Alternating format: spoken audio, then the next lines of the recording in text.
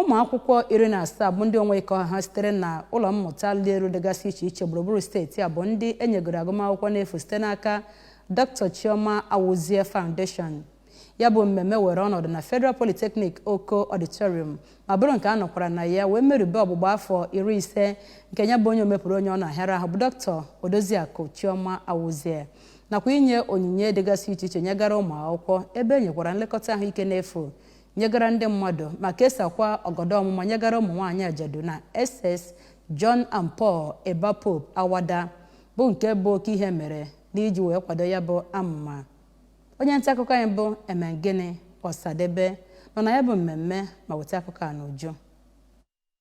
Dr. Chioma Foundation ịkpatụ ndụ aka na ụzọ dị mma bụ ntọala ewubere iji nyere ndị ụwa na-atụ n'ọnụ aka. N'okwu mmepe ya, onye isi oche ya bụ mmemme bụ ọkammụta Moses Nkemchido toro nnọọ onye wubere ya bụ ntọala maka inwe mkpali gbasara ihe mgbu na afụfụ ndị Onweghi ha na-agabiga ma kwukwa na enwere ọtụtụ ndị aka ji akụ na-enweghị ike ikekọrịta ihe ha nwere nye ndị ọzọ wee mazie ndị natara onyinye agụmakwụkwọ n'efu aka n'iru ka ha ghara ichefu ka ha siri wee bido ndụ ha n'ọdịnihu. N'okwu nnọọ ya, Dọkịnta Oriakụ Chioma Awuzie wubere ya bụ ntọala kwuru na ọ tegori ya bidoro inyere ndị mmadụ aka site na obere ego ọ na-enweta n'agbanyeghị obodo onye siri wee bịa ma gụpụtacha ọtụtụ ọrụ ebele ya bụ ntọala ya bidogasịrị. N'okwu nkenke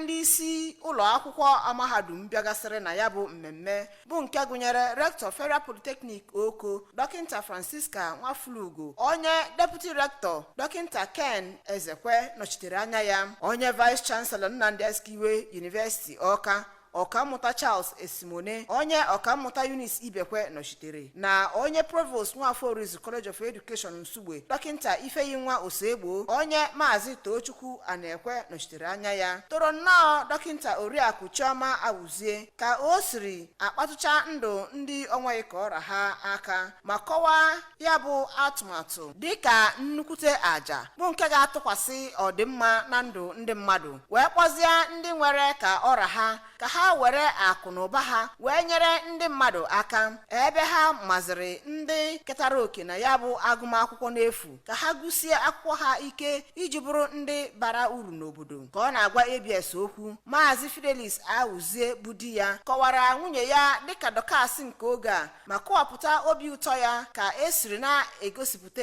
ịhụnanya dị egwu nye ndị ụwa na-atụ n'ọnụ wee kpọzie oku ka ndị nwere ka ọra ha mụrụ akọ n'aka nwunye ya.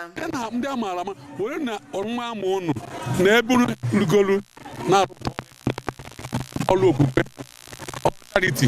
charity anyị mere taa bụ charity bụ ngosipụta love. Inwe kesị mmadụ ịlọvụ nwebeghị ime ọ ime charity. The essence of love is charity.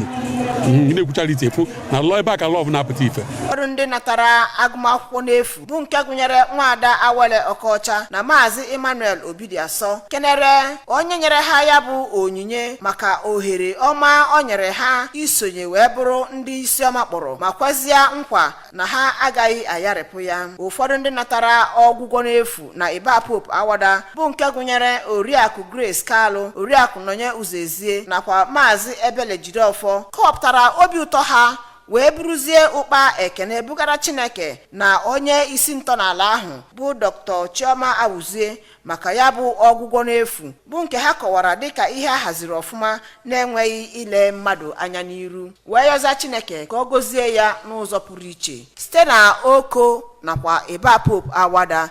Emengini Ọsadebe maka akụwa ABS.